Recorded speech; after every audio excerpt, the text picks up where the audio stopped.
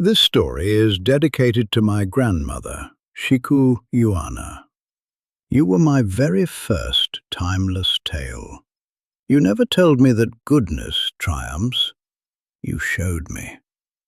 In your quiet strength, in your weathered hands, and in the smile that lit even the hardest days, I discovered that magic exists, and that its truest form is kindness.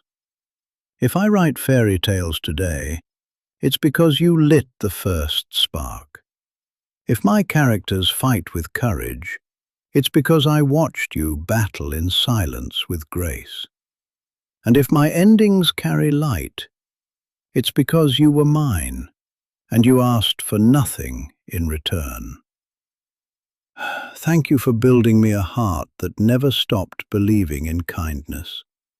I promise to help lost souls keep dreaming of wonder and rediscover the kindness within their hearts. May the light of our pure hearts echo forever across the world and awaken kindness in every soul it touches. Rest gently now among the stars. I miss you.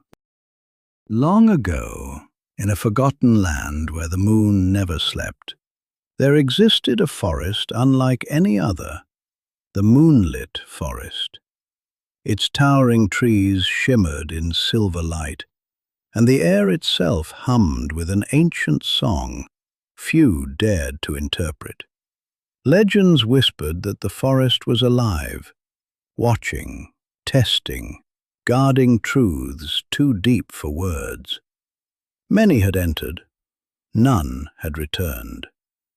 At the edge of this enchanted realm lay Elmsworth, a village once rich in harvest and laughter.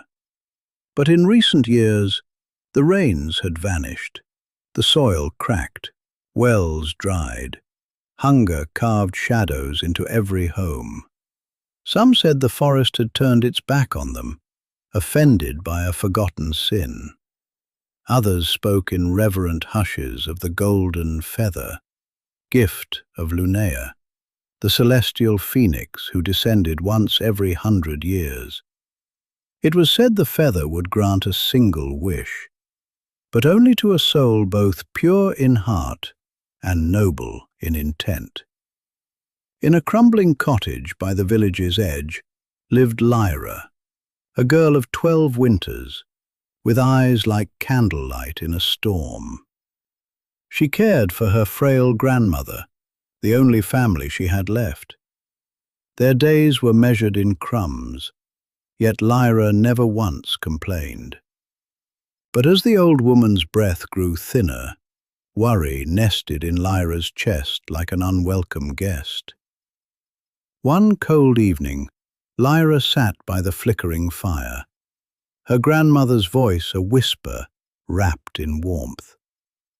"Grandma," she asked softly, eyes wide with hope, "do you think the feather truly exists?" The old woman smiled, though her breath came shallow. "Perhaps, child, but it will not be found easily. The moonlit forest is no friend to the untested. It reveals what we carry, whether we know it or not." That night, Lyra lay in silence, watching moonlight seep through cracks in the ceiling. Her grandmother's words echoed in her chest, each one settling like a stone. She could not wait, not another day. Before dawn, she wrapped a crust of bread and a water skin in cloth, then kissed her sleeping grandmother's brow. Her lips trembled. "I will save you," she whispered. "I swear it." And so she stepped into the moonlit forest, where light had its own language, and silence was never truly empty. Flowers glowed along the path like lanterns woven from breath and memory. Golden fireflies stirred in spirals. The trees leaned close, their branches whispering in a tongue she could almost understand. Time melted. She wandered for days, guided by nothing but instinct and hope. As dawn broke softly over the forest, Lyra emerged from a curtain of silver mist and found herself before a river unlike any she had ever seen. It wasn't wide like a sea, nor violent like a storm, but it shimmered in hues of sapphire and emerald, flowing with a serene rhythm, as if the forest itself was breathing through it. Sunlight filtered through the leaves above, scattering dappled light across the water, and dragonflies with glistening wings danced along its edge. Petals from unseen flowers floated downstream, leaving ripples like tiny spells. Spanning the river was a narrow bridge, ancient and fragile, made from twisted roots and moss-covered beams. The wood had gone silver with age. Vines curled around its railings like sleeping serpents, and mushrooms glowed faintly at its base. Lyra stepped lightly onto the bridge, her heart fluttering. The old wood groaned under her weight, and the vines that clung to its beams swayed in the breeze. She took another step, then another. The river sparkled below, calm and hypnotic, like it was waiting for something. But just as she reached the middle, crack! With a sharp creak and a shudder of roots, one of the mossy planks gave way beneath her. She let out a gasp as her feet slipped, and she plunged downward. The fall was brief, but the shock stole her breath. She braced for the cold of the river, but instead landed with a muffled thud on something soft. Dazed, she looked around. She wasn't in the water. She lay on a patch of moss, thick and spongy, surrounded by soft, glowing mushrooms and glistening pebbles. The island, no larger than a cottage, seemed to have appeared from nowhere, resting quietly in the middle of the river.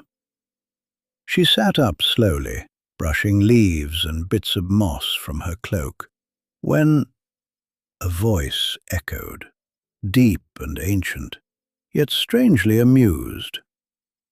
"Who dares disturb the silence of my waters?" Lyra jolted, her eyes scanning wildly. "Who's there?" she called. "Where are you?" The entire island gave a low shudder beneath her. It trembled once, then again, as if stretching after a long sleep. Lyra froze. Then the river bubbled, sending ripples across the glassy surface. At its center, a shimmering circle of light appeared, glowing brighter and brighter until the water parted. From the depths, a massive shape began to rise. It moved slowly, deliberately, pushing aside the current with ancient grace. A turtle's head broke through the surface, crowned with moss and crusted barnacles.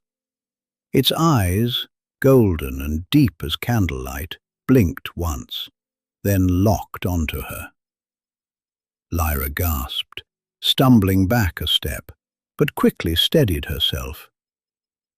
The turtle spoke, its voice deep and echoing like thunder caught in stone. "Who dares disturb the silence of my waters?" the turtle said again. Lyra stood tall, though her knees trembled. I'm sorry for the fall," she said quickly, bowing her head. "I didn't mean to intrude. I didn't know this was you." The turtle studied her in silence, then rumbled again. "Few do. Fewer still speak with respect." "I'm searching for the golden feather," she said, "to save my grandmother and my village." Then the turtle nodded, ancient runes glowing faintly along the shell that now revealed itself beneath her feet. "I am Torin, guardian of the bridge," he said. Many have crossed these waters, but none without proving their wisdom. You, child, must earn your passage." Lyra straightened, heart pounding. "I'll do my best." Then listen closely. The turtle's eyes glowed brighter as his voice grew solemn. "I am not alive, yet I grow. I have no lungs, yet I need air. I have no mouth, and yet I drown. What am I?" Lyra furrowed her brow, whispering the riddle again to herself.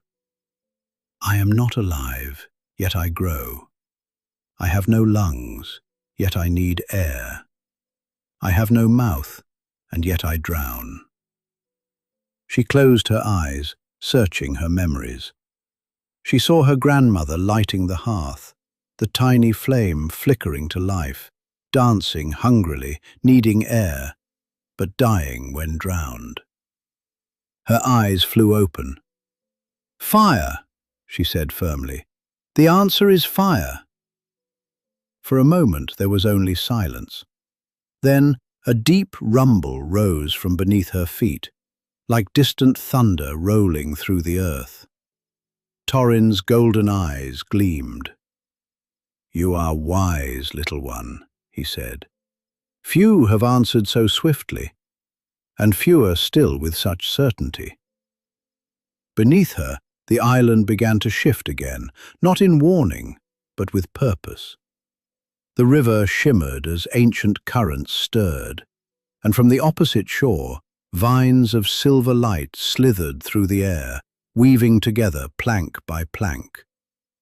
The bridge reformed, stronger now, glowing faintly with a soft blue hue, as if blessed by the forest itself.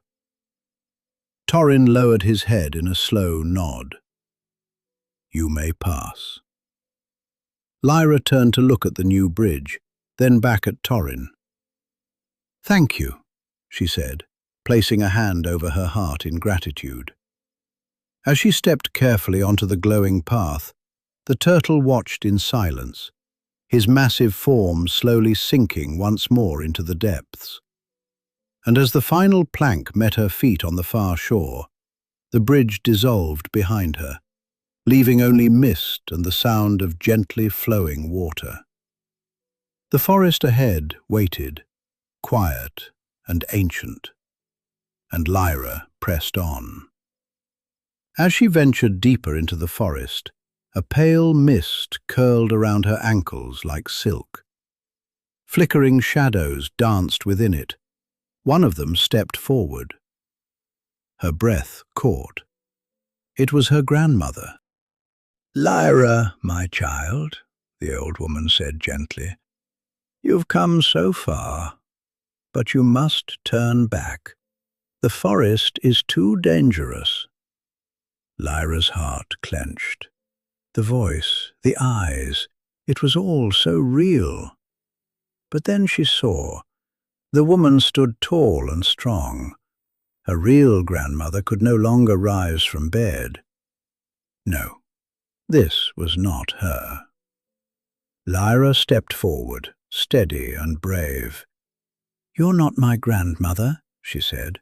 "You're a trickster." At her words, the figure twisted, smoke unraveling into the wind. The mist lifted, revealing a hidden clearing, still as stone. Dozens of statues stood frozen in time, animals mid-leap, travelers wide-eyed, creatures half-formed, mouths agape. At the center rose a sundial, tall and cracked, its shadow frozen despite the golden sun above. A voice, soft and melodic, shimmered in the air. A woman appeared, her hair flowing like liquid silver, her eyes as deep and endless as the night sky. "Welcome to the garden of frozen time," she said. "I am Mora, keeper of time. You have made a grave mistake, child. None who enter the endless domain of time may linger unchallenged. Her gaze sharpened, and her voice rang with finality. You now have 3 days to restore motion to this place by finding the lost item. Fail, and you will join my beautiful collection as its newest statue. With that, she dissolved into mist and vanished. Lyra stood frozen, staring wide-eyed at the vast, silent garden. A chill ran down her spine as she gazed at the statues and the long-forgotten stories they held.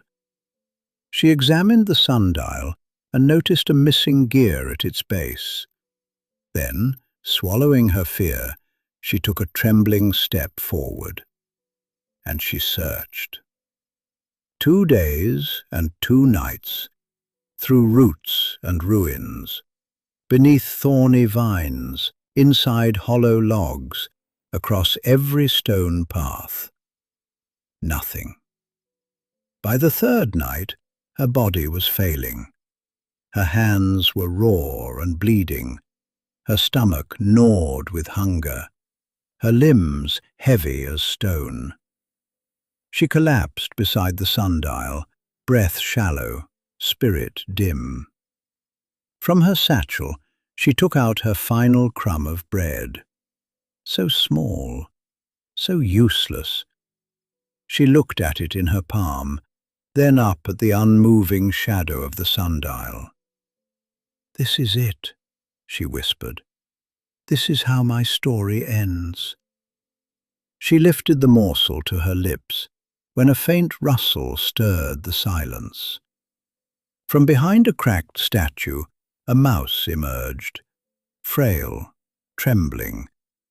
Its fur was patchy, and its ribs cast dark lines beneath the skin. Lyra blinked. She looked at the crumb, then at the mouse, and without a second thought, she reached out and gave it all to him. "Here," she murmured. "Take it. I won't need it anyway. I'll be stone by sunrise." The mouse hesitated, then stepped forward. As it took the bread from her hand, it paused and gave a small, deliberate nod, a gesture almost human. Lyra raised an eyebrow. It was strange, unnatural, but she shrugged it off. Probably the hunger, the cold, the fear. She watched in silence as the mouse ate, quickly and greedily. Then it looked up at her, not with hunger, but with something more, a flicker of intelligence, a quiet, ancient knowing. And then, softly, it spoke. "Why are you crying, kind one?"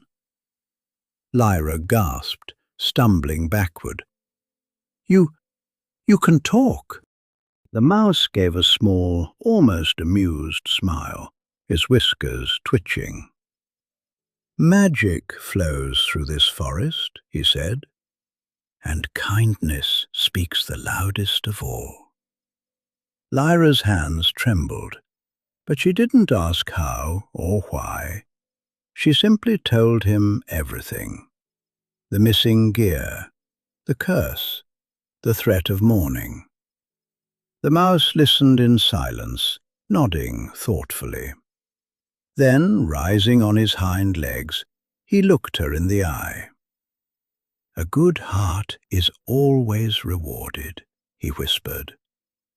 And without another word, he turned and darted into the night. Silence wrapped the garden like a shroud. Lyra sat curled at the foot of the sundial, her knees drawn to her chest, her arms wrapped tightly around them, as if to hold herself together. All was still. No wind stirred the vines that clung to the statues. No birds sang in the trees beyond. Even the leaves seemed to have forgotten how to rustle. Above her, the stars shimmered like cold fire, indifferent and unreachable. The moon hung low, a pale, dispassionate witness to her quiet despair. Her breath came shallow, lips chapped, limbs aching. Her heart beat not with hope, but with the slow resignation of a candle's last flicker. How long had it been since the mouse had vanished? Minutes? Hours? She didn't know anymore.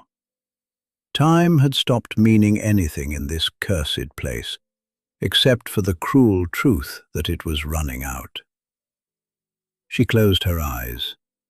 Images floated behind her lids. Her grandmother's warm smile, the sound of her voice beside the fire, the way her hands trembled when lifting a spoon, the way she whispered stories when Lyra was little, promising a world of wonders just beyond the trees. And now, this was all Lyra had left to give, to vanish without a trace, to become another silent statue among the lost. She opened her eyes again. The eastern horizon had begun to pale. Just a breath of light, but enough. Enough to mean the end was near. A knot tightened in her throat. She wanted to cry, but the tears had dried long ago. All she could do was stare at the rising blush in the sky, like the forest itself was holding its breath before the inevitable. Mist hovered low across the grass, curling like ghosts between the roots. The statues around her stood unmoved, witnesses to her final hour. And in the stillness, she whispered, barely louder than the wind, "I tried."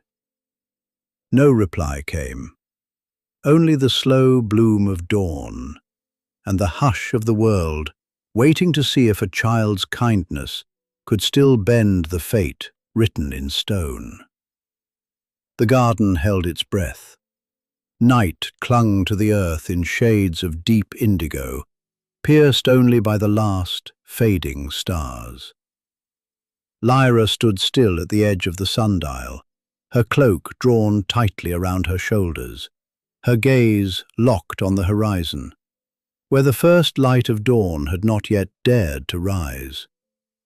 Then, a rustle. Another. Then many. Something stirred within the silence, like a secret waking. Leaves shivered, pebbles trembled. The air thickened, thrumming with quiet anticipation. It was as if the garden itself had drawn a breath. From every shadow, from beneath roots, behind statues, within the smallest cracks of stone, they came. Mice. Countless. Silent. Swift.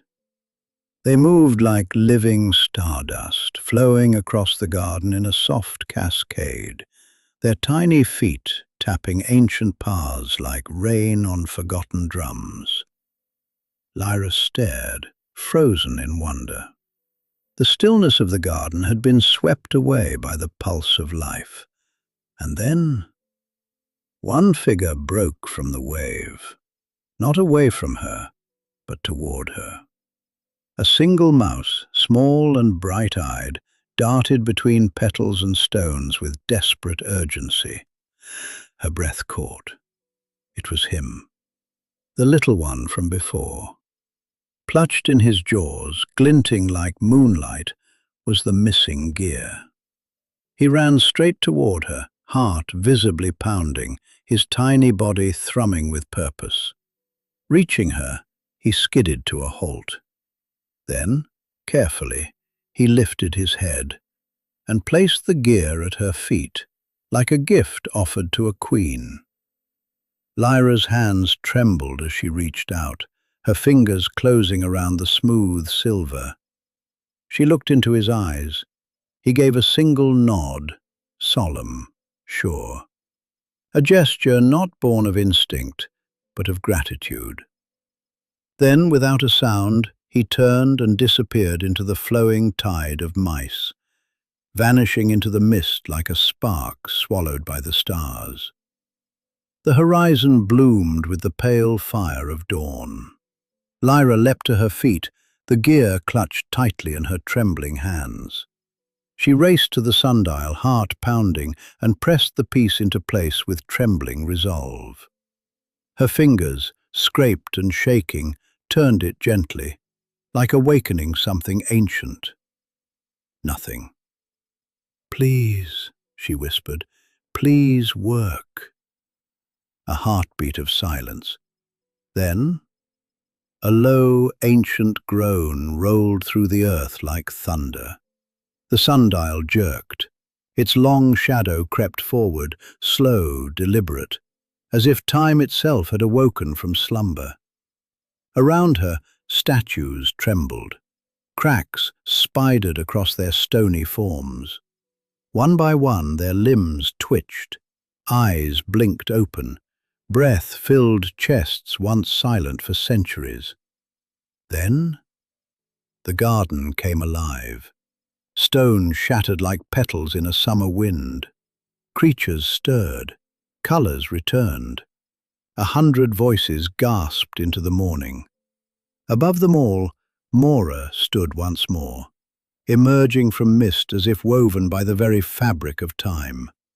Her silver hair drifted on an unseen wind, her dark eyes warm with knowing. "You have passed," she said, her voice as soft as starlight.